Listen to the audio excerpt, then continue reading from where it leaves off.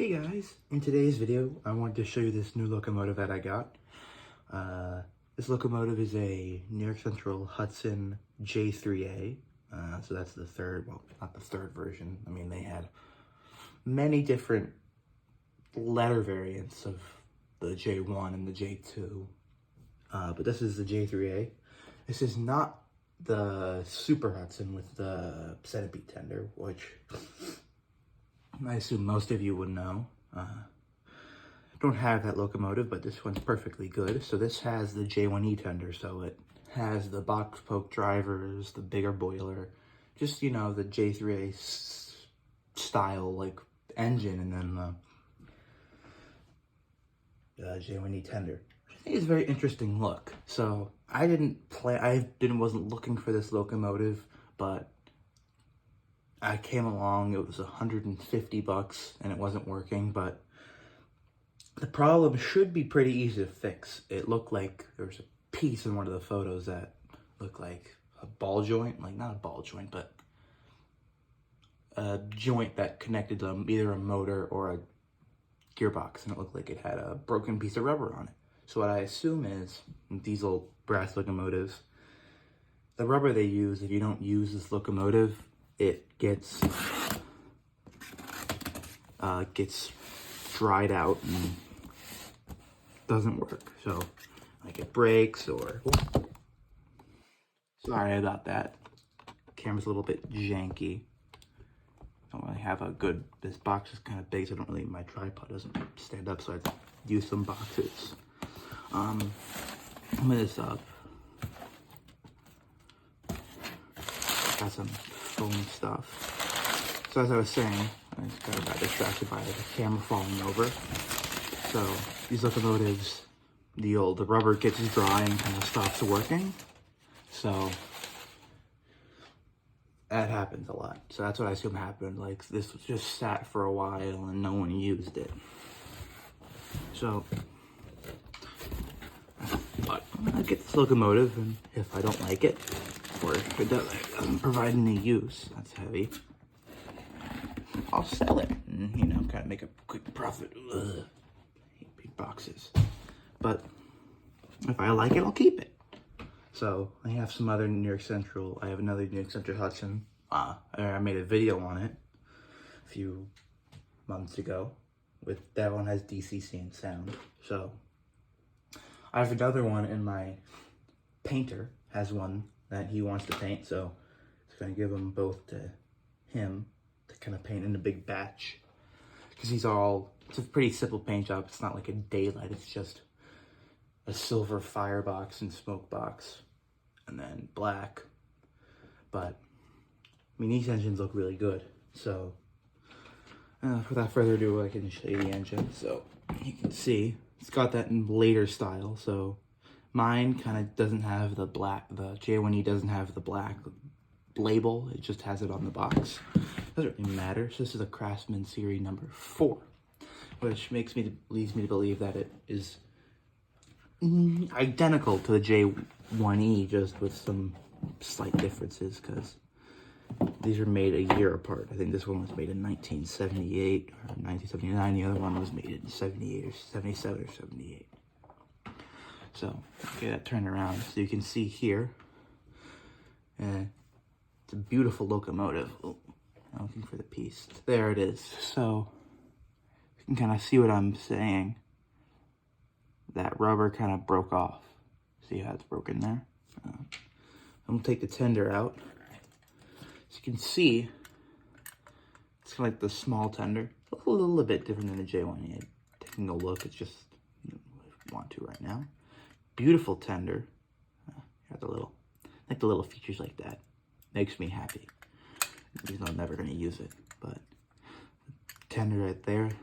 The trucks of these are really clunky just because there are a lot of detail. Very heavy tender. I think there's weights in there, but there's no sound holes. So if I wanted to do that, I'd have to put sound holes in.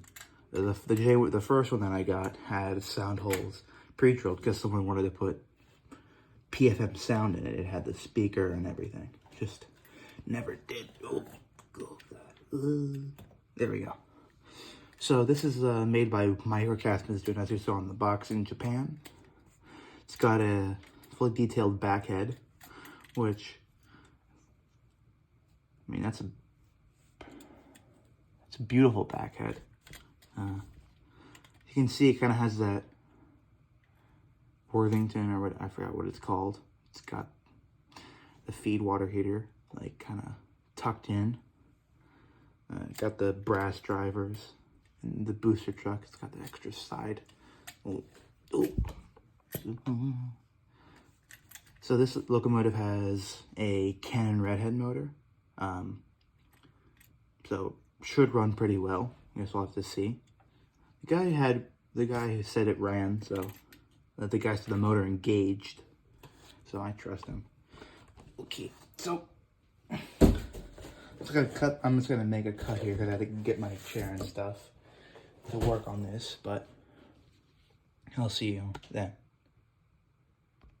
So I got the locomotive apart. You can kind of see I changed up the rubber, so you can see all these pieces over there. That's what came off. So this piece was just loose in there. So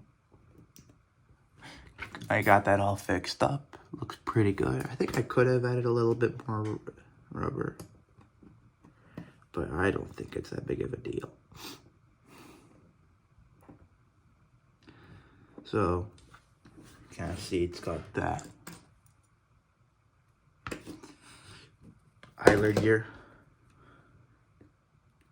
Gotta put some lube in. Don't have any of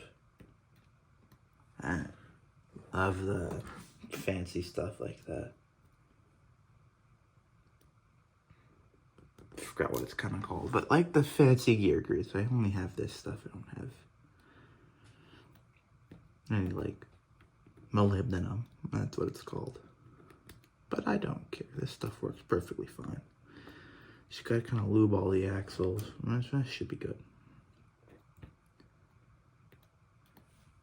Just kind of gotta, the bearings too.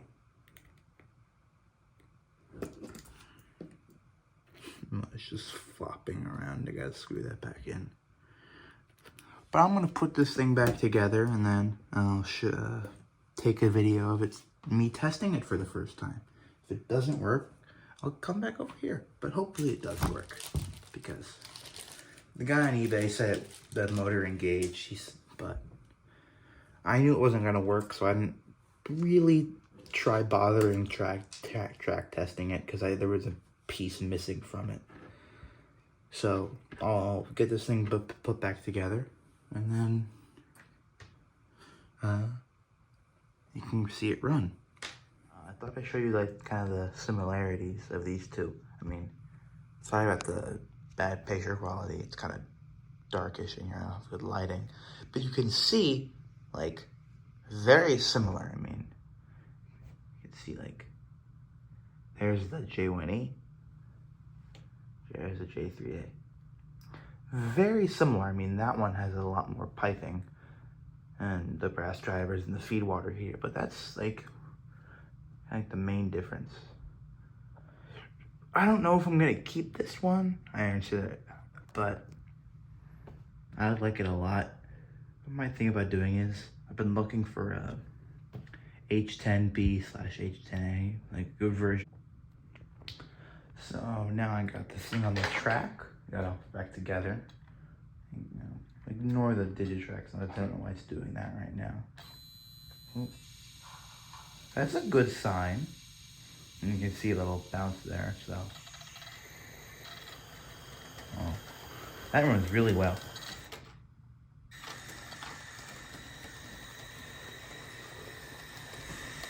I mean, I'm not really surprised.